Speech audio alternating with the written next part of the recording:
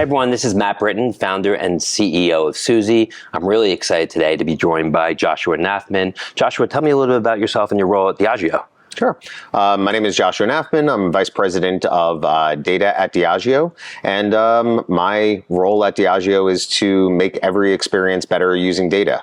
And when I say experience, it's customer, consumer, and employee. When I say better, it's improve ROI and make things more efficient. And then when I say data, it's consumer, customer, and other people's data that I'm allowed to have. Right. So we'll talk about the consumer day versus employee just for the purpose of this discussion. You know, how challenging is it for you to leverage data to drive business decisions when you generally sell through third parties? You know, you don't have a thriving DTC business. So how are you able to tackle that in terms of being able to that to be a core proposition? Yeah, I mean, it is a challenging environment. Diageo is one of the largest spirits companies in the world. So while certain markets are a little bit more challenged on D2C, some markets, it's a very large piece of our business overall. But in terms of data to drive decisions, especially when we don't have direct control of those channels, is honestly, it's merging consumer data and commercial data and making sure that we're using those in really creative ways. Most people don't think about data as a creativity outlet. More of an informer for it. And we really take a different point of view on that. So for instance, we're using consumer data and commercial data together to target at a postal code level consumers who have a higher propensity, areas that have a higher propensity to purchase, let's say, a cheaper or less expensive of our vodkas, when we have an opportunity to go, okay, this is a vodka location. Right. This is where we have high profitability. We can target towards a Kettle One versus a Smirnoff as an example. So, and in terms of ad targeting, obviously it gets a little bit more complex because you actually need individual, more addressable data. We've seen a lot of brands do things like sweepstakes or different types of mechanisms to capture email addresses. Is that something that you've found effective in terms of collecting the actual end consumer data? I would say we're constantly testing all the different ways to kind of provide a value exchange. So for us, it's not just about the collection aspect of it. Right. But to give an example is Diageo runs events throughout the world, about 200,000 per year. Wow. And some of them are 100,000 person events. Some of them are down to 50 people. And through those events, it's there's a really high value exchange of you're enjoying our drinks, you're enjoying the occasion that you're in. And we're finding that that's a really valuable way to go, hey, you just had a great experience. How do we continue it? So my policy and my team's policy is let's not harass consumers. Let's not ignore consumers. We've had a relationship. We've met before. So now let's act as if we've met before. Yeah, I think that's right. I think that's the only way companies really should approach it. So obviously, you have two big parts of your business. You have, you know, your traditional retail channels, and you have an on-premise business where obviously the action takes place, so to speak, your bars, your nightclubs, your entertainment venues. How do you look at the two channels separately? And is it kind of a different consumer set or a different strategy overall in terms of activating consumers at both? So while they might operate kind of in the silos from a business side of like where does the numbers come from and what's the allocations, consumers don't think about us that way. And so therefore, we really think about it in terms of what are the occasions that a consumer is looking to. So it's more occasion-based, where if you are celebrating a birthday, whether or not that is I'm picking up a bottle in order to go celebrate at home with friends, or whether or not I'm going to a bar and celebrate it there, it's still a celebration of a certain moment. And so how do we make sure that we're available in all of those occasions? And we allow for, I would say, the flexibility and the seamlessness of that experience, regardless of which direction they want to go. Yeah. So it's really the combination of how do we drive awareness of our products, and then make sure that they're physically available wherever they want them to be physically available. Right. That's what we call connected availability. Yeah, it's also sort of what is generally known as consumer centricity, right? You're not looking at it through the way that your business is broken up. You're looking at the actual consumer, their lens, their buying occasions, their seasonal tempos, and how can we orient exactly. And it's a really tough thing because the thing is there are the business pressures of, hey, I want to think about it how Johnny Walker wants to go forward versus, let's say, Bullet Bourbon versus, and while we kind of can sometimes think about, hey, how does this line up into an occasion? And here's the nice, neat spots that we want them to be in. At the end of the day, consumers don't think about those things. They just want to go, hey, what do I want to drink tonight? And I want to make sure that we are the top of their mind with regards to that and available to be purchased at that time. Yeah. So as a brand, a company like Diageo that has so many world-leading brands, obviously, I'm sure you have your finger on the pulse of the consumers related to the category and new habits and behaviors that are driving new opportunities and new challenges. What are some of the bigger things that come to mind here in 2024 about how the category has evolved? I would say the spirits category is obviously massive, and it really kind of depends market to market. We are seeing exponential growth with regards to tequila. Now, being based in the U.S., we think about, oh, tequila is a pretty mature category overall. But then when all of a sudden you expand outside of basically the U.S. and Mexico and Canada, all of a sudden tequila becomes a really exotic and unknown essentially liquid. So, for instance, how do you bring tequila to India? And then it goes, okay, well, are you going from an influencer standpoint? What does distribution look like in extremely different cultural environments? And for me, that's the exciting part about the job is it is a truly global business. And so in terms of the category growth and how things are evolving, tequila is a very high growth environment. Whiskey is still the backbone of our company, and whiskey continues to grow. And there's a lot of definitions of whiskey across the world.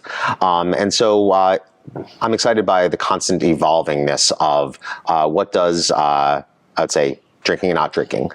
Another aspect of it is whether or not people want alcohol in their drinks. So, for instance, we're seeing a lot of growth for Guinness Zero as an example, and which it's one of our fastest growing products of, hey, people just want a great tasting liquid at the time that is a part of the occasion that they're celebrating. So right. There's a lot of dynamics going on at any given moment. Depends on the market. Interesting. When you see the growth of tequila around the world, do you believe that's being driven by kind of some core disruptors in the category, and it's kind of like a rising tide to raise all boats situation? Or is there something happening in a local market that just changes people's tastes and preferences to actually make them want to buy more tequila? I think it depends on where cultural exports come from is definitely an influence there.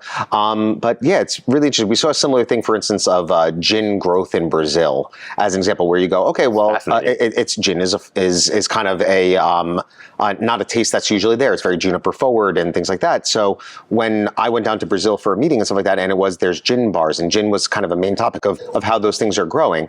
Similar things happen with tequila, where it goes, okay, well, what's the export, not just of the product, but also the culture around those things. And for me, it's hey, what are certain occasions and certain aspects that are going to then start showing up in other areas? So what is the cultural export? Yeah, makes sense. So as somebody who's responsible for leveraging data to drive business results, ultimately, I'm sure AI is a hot topic, at Diageo and at every other really major company around the world. How are you looking at AI as a lever to pull in terms of getting more out of your data and actually really evolving the way that you go to market? I would say, well, the first thing is I very much counsel our company to go, don't focus on AI as something that you want to pursue. I agree. What is the business outcome you want to pursue? And is there a better way to get there? And so a lot of the times Diageo will start from a very manual place of, do we truly understand how something works? Yeah. So I view it as companies can be at arm's distance from things. We want to be hands-on to the extent that we understand how things actually work. Then it goes, cool, can I make this, can I insource this? Can I outsource this? Can I automate this? Can I not automate this? And some aspects of AI will come into that of, I'll call it boring AI rather than Gen AI of, hey, this is an area to make it more efficient. And then we go with it, see whether or not it's still getting to the quality, still getting to the outcome. Because I feel like a lot of companies and marketers right now are looking at AI as, I need to use AI. And I'm going, no, I need to get to a business outcome. And right. AI is an enabler. Right, versus a tactic. Yes, exactly. Right. And that being said, though, if you want to be a leader in your organization, in the market, you obviously have to understand what AI is capable of, right? Yes. Because when those opportunities come about, you need to know what's possible. Mm-hmm. How have you, as a professional, been able to dive into this category and get that kind of hands-on keyboard experience so you could feel good being a leader within the category? It's funny. I had a performance review a couple of months back, and one of the questions that I had to kind of self-reflect on was like, what is your superpower, essentially? Yeah. And I answered, I'm incredible at learning, and I have a lot of curiosity. And in the world of AI, I feel like answers have been democratized. Literally unlimited information, unlimited access to that. And so therefore, it's no longer what is the best answer and how much do you know? It's more of a, how do you access that knowledge and how do you ask the best questions? Yeah. So I think organizationally, it's rather than just assuming that you need to know an answer, you need an expertise in something, whether it's execution or strategic answer, you need to be better at asking the right questions. And number one, and then number two is making sure that you really are clear on what you want to do and what you don't want to do, because all the prompts with regards to AI is, do you know what you want or what you don't want? It's going to take you at face value. It's not going to read into it. It's, you said this, I gave you this. you weren't specific enough. Yeah, absolutely. And I think one of the best, what we see at Suzy, one of the best applications is just finding very unique sources of proprietary data that you have as an organization. And then whether for you, it could be, like you said, sales of certain types of spirits in certain markets. And you just have this sort of fire hose of data and throw it in there. And then to your point, give it the right prompts, and then really be able to uncover nuggets of insights, nuggets of wisdom that allow you to maybe uncover new growth opportunities that maybe you hadn't in the past. The thing that I'm loving about AI is that I like to think about it as it helps me know what I don't know. And so I'll prompt it with certain questions of saying, what did it find surprising that I didn't ask about? What is it surprised that I didn't ask about something? And seeing whether or not I can get hey, this is what AI, in which I have no idea how it's actually making decisions or making its recommendations, how is it coming up with that? And it provides some pretty interesting results. And I recommend it to anybody is like, if there was a curious button, like think about the Google I'm feeling lucky button. You click that and it would just give you a random result. And it goes, how is it figuring out that random result? Is it truly random or is it picking it? AI is a similar thing. So across my data, what did it find surprising? It's always really informative going, I didn't think about it that way. Yeah. And then you ask it to explain itself. So it's an interesting dynamic. I like using AI as a sparring partner rather than just as like go do the dishes and laundry and go take care of things over there. Yeah, so, or like they call it a co-pilot, just somebody who can kind of help you along the journey. I like the notion of like, you don't know what you don't know. And if you can kind of approach the use of the tool that way, it can help you uncover new territories that you're not asking. What are my gaps? What am I not thinking about? And a lot of my writing and a lot of the work that I do and that I filter through some form of AI, it's more of not asking it to do the work, but asking it to go poke holes in my work. Absolutely. Absolutely. So as we wrap up here, we'd love to hear a little bit about how you spend your time in your current role at Diageo. I'm sure with all the brands and operating on a global basis, you're pulled in a lot of different directions. How do you look at the pie chart of your day so you can have maximum impact in your career and, of course, on the business? Yeah, I would say the vast majority of my time is, I'd say, catching up with those on my team that I really, really trust and empower in order to move forward with their work. And I ask them questions less about the work and more about how can I help? And 9 times out of 10, the place where I can provide is context on either what I'm thinking, what I'm hearing throughout the org, or I would say coaching opportunities from a personnel standpoint. A lot of my more, I would say, direct time would be along the lines of focusing on how am I improving media ROI on a more tactical basis and whether or not I need to be that voice in that meeting. Yeah, that makes sense. And lastly, is there anything that you've read lately or consumed, whether it's a newsletter or a podcast or something that really inspired you that you'd like the audience maybe to know that can enrich us as well?